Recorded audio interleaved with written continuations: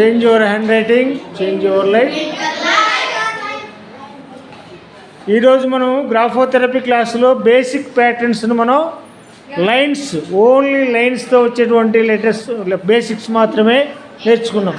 అంటే ఈ లైన్స్ అంటే ఇప్పుడు మనం చెప్పుకున్నాం కదా, standing line, sleeping line, rights line, lefts line.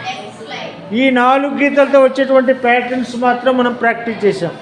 ఇవి మనం బాగా ఇంట్రెస్ట్గా మీరు రోజు ఒక 5 లైన్లు, ఒక్కో ప్యాటర్న్ 5 లైన్లు రాయండి, ఎక్కువ వద్దు. ఒక్కో ప్యాటర్న్ లేదా ఒక 5 లైన్లు రాయండి ఫస్ట్. టైం మళ్ళీ మీకు ఏదైనా టైం ఉందనుకోండి, ఇప్పుడు 10 లైన్లు వదులుకున్నారు కదా, ఫస్ట్ ఒక 5 లైన్లు రాయండి. తర్వాత టైం ఉంటే మళ్ళీ ఇంకొక 5 లైన్లు రాయండి. అట్లా రోజు కనీసం ఒక 5 ప్యాటర్న్స్ లేదా ఒక 6 ప్యాటర్న్స్ డైలీ ప్రాక్టీస్ చేయండి. ఇలా మీకు డైలీ క్లాసెస్ ఉంటాయి. కాకపోతే మీకు అందరికి ఒకేసారి ఈయనైతే రోజు మీకు క్లాస్ వస్తుంది. ఇప్పుడు మీరు ఈరోజు మీ వరకే చెప్పినాం కాబట్టి రేపు మీకు ఉండదు, తర్వాత 9th వాళ్ళకు ఉంటుంది, తర్వాత 6th 7th వాళ్ళకి, అట్లా సెట్టింగ్ ఉంటుంది అన్నమాట క్లాసులు. కాబట్టి మీరు ఒకే రోజు మొత్తం రాయాల్సిన పని లేదు, కొంచెం కొంచెం రాయండి. మళ్ళీ మీకు నెక్స్ట్ క్లాస్ వచ్చేసరికి ఎన్ని అయిపోయి ఉండాలి నాకు. మళ్ళీ తర్వాత కొన్ని ప్యాటర్న్స్ వస్తాయి, కర్వ్స్ వస్తాయి. చెప్పే కదా, round curve, left half curve, right half curve, up curve, down curves. వాటితో డిఫరెంట్ కైండ్స్ ఆఫ్ ప్యాటర్న్స్ ఉంటాయి. వాటికి కూడా ఇలాంటి ప్యాటర్న్సే ఉంటాయి.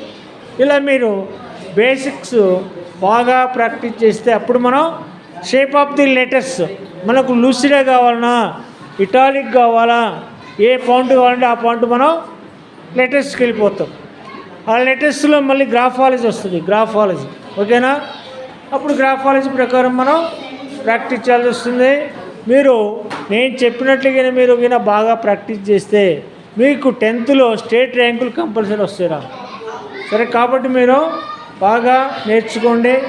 ఒకసారి అందరూ రాస్తూ ఉండండి. Change your handwriting, change your life. తలరాత మారాలంటే చేతి వ్రాత మారాలి. స్ట్రైట్గా కూర్చోవడం నేర్చుకోండి. 2 పాదాలు నేలను తాకుతూ ఉండాలి.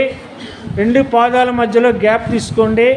పెన్ను కానీ పెన్సిల్ కానీ ఏదైనా రాసేటప్పుడు మీరు ఒక 1 ఇంచ్ గ్యాప్ వదిలి చూపుడు వేలు బొట్టన వేలుతో మాత్రమే పట్టుకోవాలి. ఓకేనా? Change your handwriting, change your life. ఇక్కడ change your attitude, change your life అని వస్తుంది అనమాట. యాటిట్యూడ్ అంటే తెలుసుగా మీరు, మీ యొక్క ప్రవర్తన. యాటిట్యూడ్ అంటే ఏందిరా?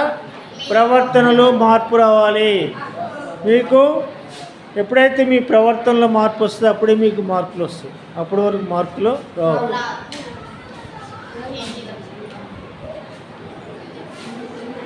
మీరు లేటెస్ట్ నేర్చుకునే లోపు మీరు 4 నోట్బుక్, అందరూ మంచి 200 పేజెస్ నోట్బుక్, మంచి బుక్, A4 సైజు షీట్లో ఉండేటువంటి బుక్ మాత్రం కొనుక్కోవాలి అందరూ.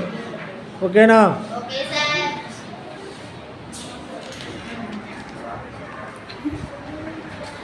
అయిపోయిందా రాయడం? ఓకేనా?